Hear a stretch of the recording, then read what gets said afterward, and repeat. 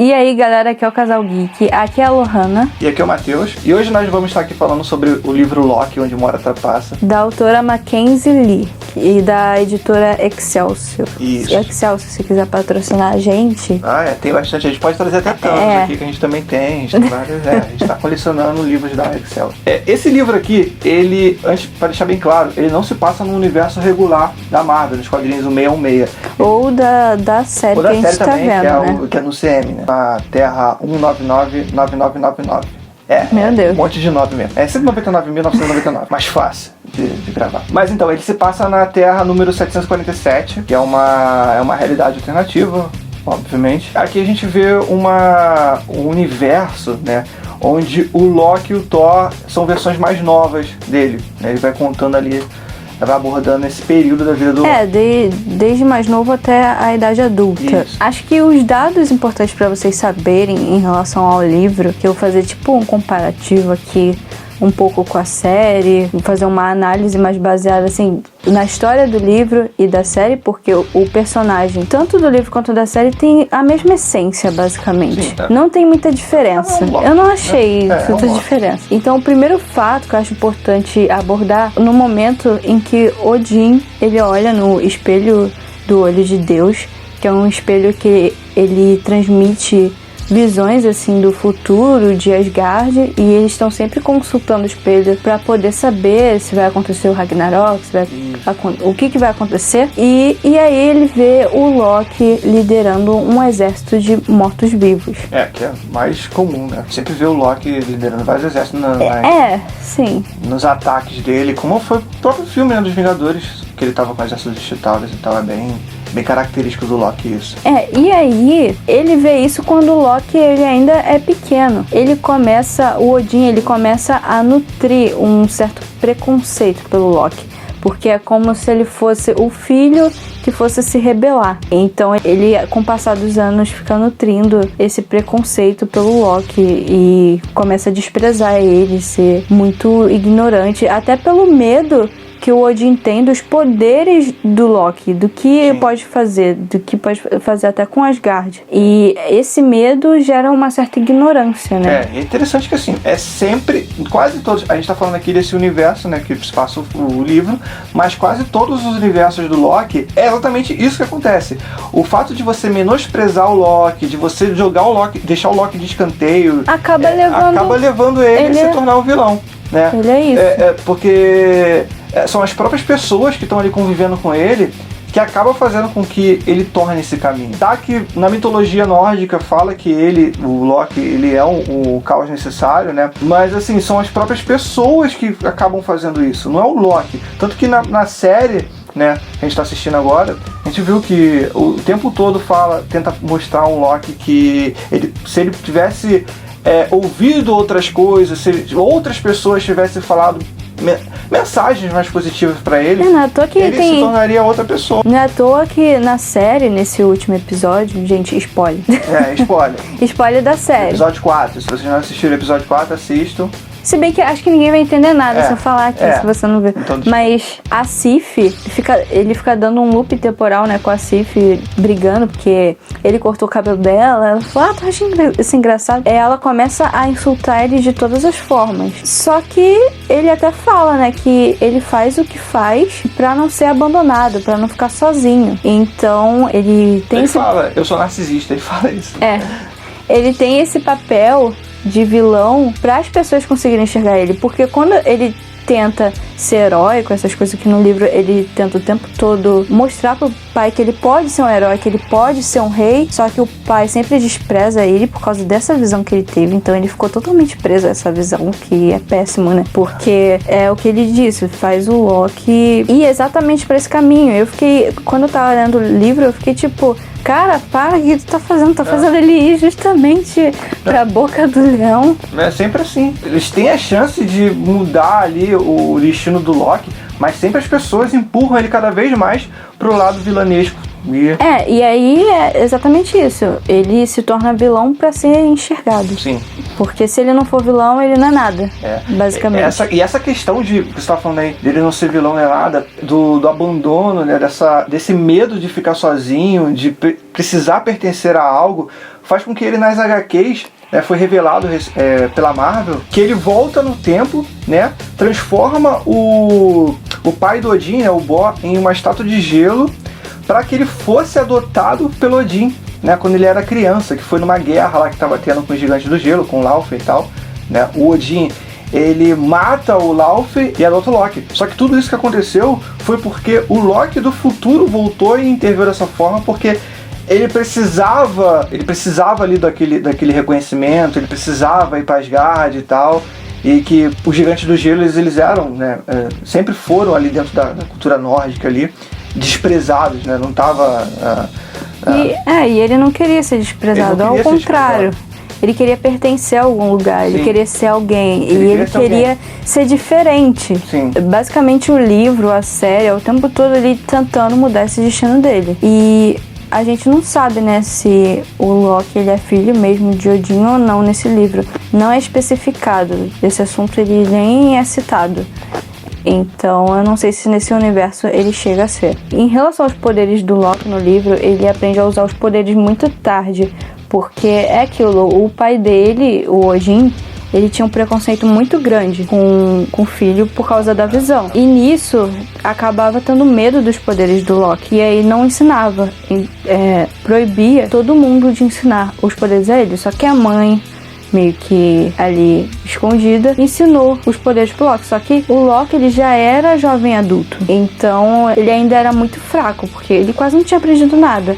Era diferente por exemplo, da Amora, que aparece no livro, que é Encanto, que ela aprende desde pequena com a Carnila, que é a feiticeira do reino lá de Asgard, a usar os seus poderes. Inclusive, ela é acusada, né, de quebrar o espelho e aí ela é banida pra Midgard, que é a Terra. E assim, a Amora, ela se mostra a maior feiticeira ali de Asgard. Vocês vão perceber isso no decorrer do livro. Ela é a primeira Encanto, né? Pra quem não sabe, que eu tinha falado no vídeo de Loki. Depois, a Sylvie passou a ser a Encanto, que recebeu os poderes de Loki, né? E o objetivo do Loki nesse livro é que ele é mandado pra Midgard, pra Terra, pra executar uma missão pra Sharp, que é tipo uma Shield. Enquanto seu irmão Thor é enviado pra achar as pedras Nor de Carnila, que foram roubadas e ninguém sabe por quem, então eles estão vasculhando lá o reino. Inclusive o Loki foi numa missão, mas aí não deu certo e colocaram a culpa toda no Loki, né? E aí, por isso que o Loki ele foi mandado pra Midgard, porque basicamente o Odin tava achando que ele tava atrapalhando as missões lá do reino e ele foi mandado pra Midgard, que pra eles, Midgard é o caos, por isso que a Amora foi banida pra lá. Até porque não tem como usar os poderes lá. Não tem. Na Terra, no caso, a gente falou, Midgard é a Terra e na Terra os poderes mágicos... não tem energia, assim, pros poderes mágicos. Só que o Loki, ele foi com uma carga reserva de energia, de magia. Porém, ele foi lá para uma missão em que as pessoas estavam sendo transformadas em mortas-vivas. Aí, como assim mortas-vivas, né? A pessoa, ela continuava com o aspecto dela depois de meses, anos. Ela continuava quente, porém o coração não batia e todo mundo achava que estava morta, mas também não achava que estava morta, porque a pessoa estava quente, não estava deteriorada. E aí eles acharam que tinha a ver com algum asgardiano, né, ter escapado de Asgard pra Midgard e ter feito isso lá. Só que lá não pode usar magia, né? Então teria que ser alguma pessoa com reserva de magia. Então Loki vai lá pra investigar isso a pedido de Odin, porque Loki na verdade não queria, gente. Loki, você sabe que ele é rebelde, né? Ele quer fazer as melhores missões do reino. Ele não quer fazer as piores, as mais baixas. Então ele ficou pulo da vida quando Odin ordenou pra ele ir pra Midgard. O Loki já não gosta muito de receber ordem, né? E aí... Tem uma questão muito importante que eu acho, que é essa questão do gênero fluido do Loki. Que no livro ele tem um triângulo amoroso com o Theo, que é um membro da organização Sharp, e com a Amora. Isso é bem mais aprofundado no livro do que, eu acho que na série, no próprio universo da Marvel dos filmes. Nesse livro, no caso, a Amora ali, ela tem uma certa relação com... Tá que nas HQs também tem, né? Mas... Não, nas HQs, assim, na linha original... É mais com o Thor. É mais com o Thor, sim. mas nessa linha é no caso a Amora e o Theo. Relacionamento, vamos dizer assim, se a gente não for pensar mais vilanesco, é mais com o Loki, né? Mas aí nas HQs já é toda uma... enfim, é uma questão... sempre tem uma relação entre eles, né? A Amora, o Loki, o Thor e tal. Eu achei muito importante que eles ressaltaram essa questão LGBT que a Marvel quase não abordava antigamente, agora ela tem começado a abordar mais, até pelo fato de ser um tabu para a sociedade, né? De antigamente. Hoje em dia ainda é um pouco tabu, a gente percebe, mas não tanto, e por isso que eles estão começando a abordar para quebrar esse tabu. E outra coisa que eu vejo que a gente pode comparar um pouco com a série é quando o Thor no livro chega uma parte que ele vai na casa de alguém, que eu não vou falar o nome, se vai dar spoiler, e ele vê uns livros lá de mitologia nórdica e ele começa a ler. Aí ele percebe que em todos os livros ele é dito como ruim, narcisista, enfim, ele tem todos os adjetivos ruins que você possa imaginar. E ele fica mega magoado com isso. E aí a gente vem com a seguinte questão, né, que é abordada tanto no livro quanto na série, diante disso que ele leu nos livros. Podemos mudar o nosso destino ou estamos fadados a interpretar sempre o mesmo personagem, né? Com isso, o livro acho que impressiona a gente no sentido de que ele não é nada do que parece ser realmente. Tudo isso que eu contei pra vocês não é nada do que parece ser. É aquela questão, o Loki ele é muito ilusório. Então vocês vão perceber isso adiante no livro. E vão perceber também que o bem não é totalmente bom e o mal não é totalmente mal. O que bate com a questão do livre-arbítrio da série. E é importante deixar claro que, embora esse livro ele se passa na Terra 747 e seja um universo alternativo, uma realidade alternativa, ainda assim ele é importante, né? A gente recomenda dele ser lido, porque todos os universos da Marvel, eles são de certa forma canônico no multiverso Marvel, né? Tudo que você assiste da Marvel, ele tá ali no multiverso. Não é igual a DC, que você tem várias terras diferentes que às vezes elas não se cruzam. Na Marvel, qualquer coisa pode um dia estar ali. Até porque a gente está se deparando aí, por exemplo, na série, com essa criação do multiverso. Então, sim, vai dar margem à terra desse livro, vai dar margem a outras terras lá. Todas as terras, elas... Porque, assim, por exemplo, na DC, no live action, é totalmente diferente do que você vê nas HQs. Aquele multiverso ali é mais do que tem nas séries, nos filmes e tal. Na Marvel, não. Se ela quiser pegar o jogo do Homem-Aranha e colocar ali no próximo filme do Homem-Aranha, né, aquela versão daquele Peter Parker, ela pode, porque eles são canônicos no multiverso, né? A gente já viu muitas coisas dessas acontecendo. E todas as terras, elas são, de certa forma, oficializadas, né, ali nesse multiverso, como foi essa Terra 747. E a gente tem a 616, tem a Terra do CM, então, né, é importante deixar claro que é outra realidade. Não, é outra realidade, mas você pode ler que ela tá ali no multiverso. Mas é outra realidade, mas é real, né? É real. Não é uma coisa não é descartável. Não é uma coisa descartável, né? Então qualquer coisa da Marvel, pelo menos a maioria das coisas, elas ganham ali um universo oficial e você pode estar consumindo sem problema nenhum. E fora que o Loki, ele tem uma essência. Sim. Você percebe isso em todos os personagens, os vários Lokis da série. Você percebe nesse daqui que todos têm uma essência, todos são não iguais, mas assim, tem uma essência, tem alguma coisa ali parecida. Essa questão da rebeldia dele, das ilusões, estão sempre ali. É um bom livro, né? É um livro que você consegue entender um pouco mais do Loki, sim. Até porque esse negócio do gênero fluido, eu já sabia, inclusive, porque eu já tinha lido esse livro antes, eu tô gravando agora, mas eu já li, já faz bastante tempo, foi antes da série. E eu já sabia dessa questão do gênero fluido dele por aqui. Tanto é que eu fiquei impressionada, porque eu nunca tinha visto o Loki dessa forma.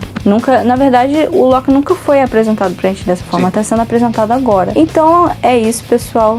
Espero que vocês tenham gostado do vídeo. Se vocês gostaram do vídeo, dá um curtir. Se inscrevam no canal se vocês não forem inscritos, para receber vídeos novos toda semana, que a gente tá o tempo todo aí gravando da série de Loki, tá gravando gameplay, tá gravando aí resenha pra vocês, a gente vai gravar também vídeos de anime, pra quem gosta. E comentem aí o que vocês acharam do livro, se vocês leram. Se vocês não leram, leiam, até porque é bom a gente, principalmente quando a gente tá vendo uma série e a gente tá gostando daquele personagem, conhecer ainda mais. Então, talvez a gente traga até mais coisas aqui de Loki. Não garanto que seja durante a série, talvez seja depois. Mas acho muito importante a gente conhecer coisas assim dos nossos personagens favoritos. Que no meu caso, eu acho que virou o Loki, né? Então é isso, pessoal. Fui!